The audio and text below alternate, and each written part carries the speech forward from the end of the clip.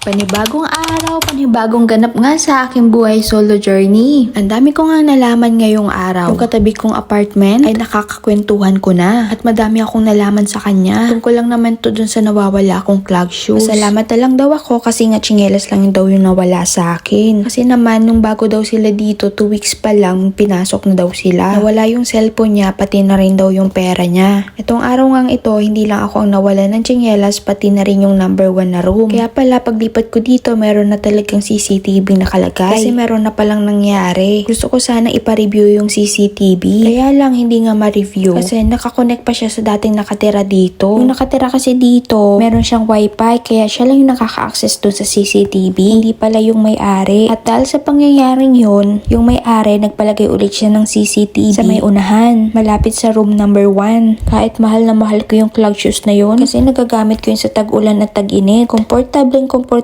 pa ako doon, hindi napuputikan kapag maulan o nababasa. Wala na talaga akong ibang sinusuot pang lakad, yun lang talaga. Pero okay na rin yun kasi nasa maayos akong kalagayan. Makakaipon pa naman ako ulit para makabili nun. Kahit meron na kaming matagal na pagsasama nung clog shoes na yun. Kung saan na rin yung nakarating. Kahit na mapagod siyang suotin kasi nga mataas. Mamimiss ko siya. Napaka-drama, tsinelas lang sanay naman. Kasi ako sa mga iisa ang gamit. Hanggang sa mapaglumaan ko na at masira. Bumili pala ako ng stylus pen. Kasi nga ang bigat-bigat na lagi ng braso ko. Sobrang ngalay na kasi kakakapit ng cellphone lalo na kapag nag-e-edit ako. Yung cellphone ko pa naman mabigat. Pasmado na kamo ako. Kaya laking tulong sa akin itong stylus pen na to kasi para na lang talaga ako nagsusulat. At napakabilis na rin para sa akin ng mag-cut ng mga video. At mas ginanahan pa nga ako mag-edit ngayong araw.